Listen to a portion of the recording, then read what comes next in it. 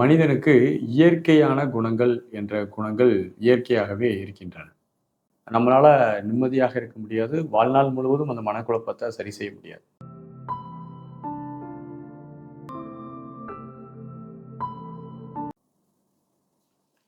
அனைவருக்கும் அன்பான வணக்கங்கள்.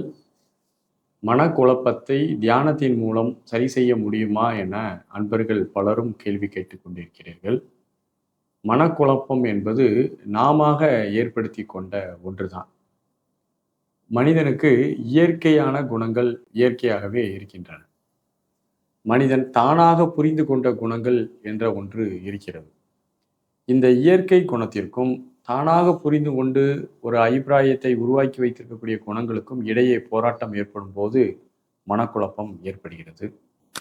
தான் புரிந்து கொண்ட அல்லது இதுதான் என்று தானாக முடிவு செய்து கொண்ட குணங்களுக்கும் எண்ணங்களுக்கும் மனதிற்கும் வெளியே நடக்கக்கூடிய சம்பவங்கள் சூழ்நிலைகள் காரணமாக ஏற்படக்கூடிய முரண்பாடுகள் மனிதனுக்கு மனக்குழப்பத்தை ஏற்படுத்துகிறது. இவ்வாறு மனக்குழப்பம் என்பது இரண்டு வகையில் இருக்கு. இயற்கைக்கும் நாமாக ஏற்படுத்தி கொண்டதற்கும் இடையே நடக்கக்கூடிய முரண்பாடுகள் மனக்குழப்பத்திற்கு காரணம். இன்னொன்று நாமாக ஏற்படுத்தி கொண்டதற்கும் வெளியில் எதிர்பாராத விதமாக நடக்கக்கூடிய ஏற்றத்தாழ்வுகளால் தாக்கம் வரும்போது ஏற்படக்கூடிய மன குழப்பமும் ஒரு வகையான மனக்குழப்பம். இந்த மனக்குழப்பங்களை எல்லாம் முதல்ல சரி செய்ய வேண்டும் என்றால் நாம் ஒரு ஒரு வண்டி பிரச்சனையாக இருக்குது அப்படின்னா அந்த வண்டியை நம்ம சரி செய்வதற்காக மெக்கானிக் யூஸ் பண்ணி நம்ம பண்ணுவோம். ஆனால் மனம் சரியாக இருக்குதுக்குன்னா நம்ம ஒரு டூல் கிடையாது. அது ஒரு நுட்பமான நுண்பொருளாக இருக்கிறது. அது ஒரு வித்தியாசமான கருவி. நம்முடைய பிராணசக்தியினுடைய உணர்வு பட்ட ஒரு பகுதி தான் மனமாக இருக்கிறது. அந்த பிராணனில் ஒரு சின்ன தூண்டுதல் வந்தால் மனமானது ஸ்பீடாக ஓட ஆரம்பிச்சிருது. அது நிற்கவே மாட்டுக்கு, பரபரப்பாக மாறிடுது. இந்த மனதை நீங்கள் புரிந்து கொள்வதன் மூலமாகத்தான் பெரும்பாலான குழப்பத்திலிருந்து வெளிவர முடியும். அல்லது அடிப்படை தன்மையிலேயே நமக்குள்ள ஒரு மாற்றத்தை கொண்டு வரணும். நம்ம மேம்போக்கா நமக்கு ஒரு பிரச்சனை வருது, அந்த பிரச்சனைக்கு இதை கொடுத்தா சரியாயிரும்னு நினச்சி நம்ம அதை கொடுக்குறோம். இப்படி ஒவ்வொரு பிரச்சனைக்கும் அது மனசுக்கு பிடிச்சது மாதிரி செய்து கொண்டே இருக்க முடியும்னா நம்மளால நிம்மதியாக இருக்க முடியாது. வாழ்நாள் முழுவதும் அந்த மனக்குழப்பத்தை சரி செய்ய முடியாது. நாம் நம்முடைய அடிப்படை தன்மையிலேயே மாற்றத்தை கொண்டு வர வேண்டும். நாம் இயற்கையாகவே அன்புடையவர்களாக, கருணை உடையவர்களாக நம்முடைய மைண்டினுடைய ஸ்டேட்டை மாற்றணும். அந்த மைண்ட் ஸ்டேட்டில் நீங்கள் மாற்றாமல் உங்களுக்குள் அகத்தில் ஒரு பெரிய தாக்கத்தை மாற்றத்தை ஏற்படுத்தாமல் வெளியில் நீங்கள் ஹாப்பியாக இருப்பதோ அல்லது மனக்குழப்பம் இல்லாமல் இருப்பதோ சாத்தியமே இல்லை. மனம் ஒரு நுட்பமான கருவி. அது என்ன, அதனுடைய மெக்கானிசம் என்ன, அது எப்படி இயங்குகிறது, அதனுடைய தன்மை எப்படி இருக்குது, எண்ணங்கள் எழுச்சியாகி கொண்டே இருக்கிறதா, அதில் எப்படி வருது, நம்முடைய எல்லா எண்ணங்களோடும் நாம் ரியாக்ட் பண்ண இந்த மனதினுடைய தன்மை வேற மாதிரிலாம் இருக்குது. அப்போ நம்ம இப்போ எப்படி ரியாக்ட் பண்ணாமல் இருக்கிறதுக்கான ஒரு தன்மை என்ன? நாம் ஒரு எண்ணம் வருது, அந்த எண்ணத்தோடு நம்ம பின்னாடி போனோம்னா அது விருத்தி ஆகுது, அது ஒரு குழப்பத்தை ஏற்படுத்துது. அப்போ எந்த எண்ணத்தோடு நம்ம போகணும், எந்த எண்ணத்தோடு போகக்கூடாது அப்படிங்கிற விழிப்புணர்வு நமக்குள்ள வேணும். உள்ளது உள்ளவாறு நீங்கள் கவனித்து பழகக்கூடிய ஒரு திறமையை வளர்த்துக்கணும். ரொம்ப சிம்பிளாக சொல்லப்போனால் ஒரு விழிப்புணர்வு தன்மை நமக்குள்ள வேண்டும்.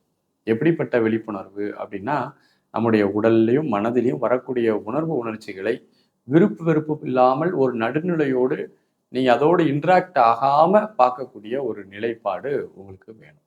அதற்கு நம்ம அந்த விழிப்புணர்வு வருவதற்கு நம்ம என்ன பண்ணலாம் அப்படின்னா, ஒரு மூச்சை கவனித்தல் என்ற ஒரு பயிற்சி ரொம்ப ஒரு சிறந்த பயிற்சி. நீங்கள் உங்களுக்கு ஓய்வு கிடைக்கும் போதெல்லாம் நீங்கள் கண்களை மூடி இந்த உடலை தளர்வுபடுத்தி கொண்டு உங்களுடைய இயல்பான மூச்சை கவனிக்க கவனிக்க கவனிக்க அந்த ஒரு விழிப்புணர்வு கொஞ்சம் கொஞ்சமாக உங்களுக்கு படிப்படியாக உங்களை அறியாமல் வளர்ந்து வர ஆரம்பிச்சிடும். ரெண்டாவது, மைண்டை நம்ம ரொம்ப பேலன்ஸ்டாக வச்சுக்கணும். பொது உண்மையை நல்லா புரிஞ்சுக்கணும். இந்த உலகத்தில் நம்ம எவ்வளோ கத்துனாலும் கதறினாலும் எவ்வளோ ஆர்ப்பாட்டம் பண்ணாலும் பண்ணலாட்டாலும் நம்ம ஒரு நாள் இல்லாமல் போக போகிறோம். இந்த உடல் நிலையானது கிடையாது. நாம் இந்த உலகில் வாழ்கிறோம், யாருக்கும் துன்பப்படாமலும் நம்மளை யாரும் துன்பப்படுத்த விடாமலும் ஒரு விழிப்புணர்வோட வாழ போகிறோம். மைண்டில் எல்லா உணர்வு உணர்ச்சிகளும் அப் அண்ட் டவுன் வந்துக்கிட்டே இருக்கும். எல்லாத்தையும் நம்ம செயல்படுத்த முடியாது. மனம் என்பது அது ஒரு பெரிய ஒரு கடல் மாதிரி. தேவையான விஷயத்த செய்யணும், தேவையில்லாத செய்யக்கூடாதுங்கிறத மைண்டை நீங்கள் ரொம்ப பேலன்சிங் மைண்ட். நம்மளை சுற்றி உள்ள மனிதர்கள் நாம் எப்படி குழப்பமாக இருக்கிறோமோ, நாம் எப்படி அறியாமையில் இருக்கிறோமோ, விழிப்புணர்வு இல்லாமல் இருக்கிறோமோ, நாம் எப்படி பதட்டப்பட்டு கோவப்படுறோமோ, எரிச்சல் படுறோமோ, அப்படியே போல தான் எல்லா மனிதர்களும் இருப்பான். அப்போ அவர்களையும் புரிஞ்சுக்கணும். அவர்கள் அப்படித்தான். அவர்களை அப்படியே ஏற்றுக்கொள்ள வேண்டும் என்ற ஒரு உயர்ந்த ஒரு புரிதல், மைண்ட் பேலன்ஸ் வேணும்.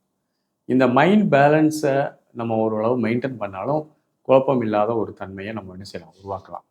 அது மாதிரி உங்களுடைய வாழ்க்கையில் எவ்வளவு நீங்கள் ஹார்ட் ஒர்க் பண்ணிக்கிட்டே இருந்தாலும் வாழ்க்கையினுடைய இடையே இடையே நீங்கள் ஒரு ஆழ்ந்த ஓய்வுக்கு செல்லணும். ஒரு குட்டி பிரேக் எடுத்துட்டு நீங்கள் என்ன செய்யணும்னா அமைதியாக போய் ஒரு 10 நிமிடம் படுத்து இந்த உடலை தளர்வுடைய செய்து கொண்டே இருக்கணும். இந்த ரிலாக்ஸேஷன் பயிற்சின்னு சொல்லுவாங்க. குறைஞ்ச நேரம் இருந்துன்னா 20 மினிட்ஸ் செய்யுங்க. இல்லைன்னா ஒரு 10 மினிட்ஸ் அப்பப்போ ஒரு நாளைக்கு ஒரு 2 தடவை கூட செய்யுங்க. இந்த உடல் தளர்வடைதல் பயிற்சியை செய்து கொண்டே இருங்கள். உடல் தளர்வாக தளர்வாக. ஏன்னா மன உணர்வுகள் அதிகமாகும் போது நம்மளை அறியாமல் உடலை இறுக்கி ஒரு மாதிரி இறுக்கமாக போயிடும். உடல் தளர்வாக தளர்வாக மனமும் கொஞ்சம் இலகுவாக மாற ஆரம்பிக்கும். ஸோ அப்போ ஓரளவு குழப்பம் இல்லாத தன்மை வரும். ஆகவே மனக்குழப்பத்தை தவிர்ப்பதற்கு இந்த உபாயங்களை நீங்கள் மேற்கொண்டால் கண்டிப்பாக நீங்கள் மனக்குழப்பத்திலிருந்து முழுமையாக வெளியே வர முடியும். வாழ்த்துக்கள். நன்றி. வணக்கம்.